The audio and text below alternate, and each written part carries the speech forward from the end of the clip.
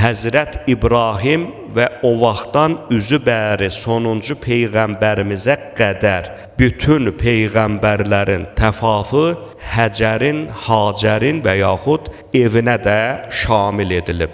Yəni bir kəs Hacərin evini ilə Kəbənin arası olan keçiddən təfaf eləsə, yəni Hacərin o alaçığını təfafa daxil etməsə, təfaf batildir. Çünki təfaf ərkan-ı həcdəndir.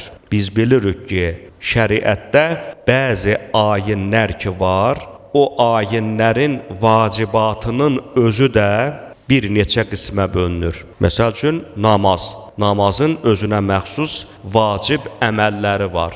O əməllərdən də birinci hissə adlanır ərkan-ı salat. Məsələn, 5 əməl. İstər qəsdən elə, istərsə də unudaraq elə. Həmin ayin icra edilməsə namaz batildir. O cümlədən həc. Əgər bir şəxs həc ziyarətində istər unudaraq, istərsə də qəsdən təfaf etməsə və ya təfafı batil edən hər hansı bir iş görmüş olsa, təfaf batildir. Təfaf batildirsə, bütöv həc batildir. Ərkan-ı əməl odur ki, sütun deməkdir. Yəni, o əməl həmən əməllər üzərində qurulub. Həccin də özünə məxsus ərkanı var. Məsələn, deyirik ki, həcc 18 əməldən ibarətdir. Onlar özləri də bir neçə qismdir. O qismin birincisi dedik ki, ərkandır. Ərkanın da biri nə oldu? Təfaf. Yəni, o həccin bütün əməlləri o ərkan əməllər üzərində qurulub, o sütunlar üzərində bina edilib, biri də təfafdır.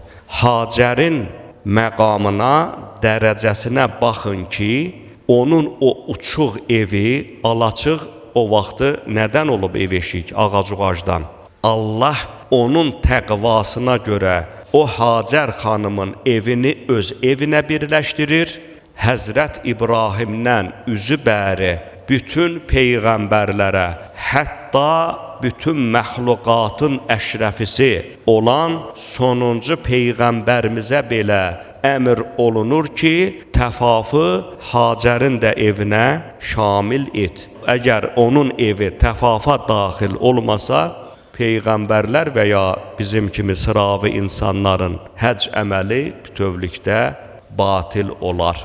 Baxın, deməli Allah yanında o evlərin dəyəri var ki, o evlər Hacər xanımın salamullahi aleyha onun evinə bənzəsin.